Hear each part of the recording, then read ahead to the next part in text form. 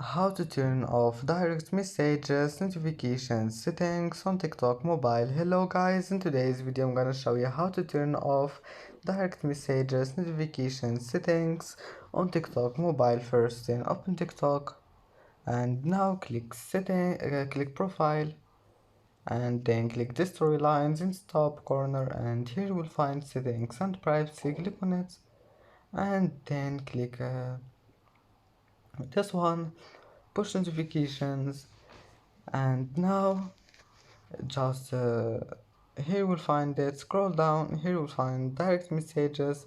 Just turn it off by one click and then go back, it will be saved. And that's it for today's video.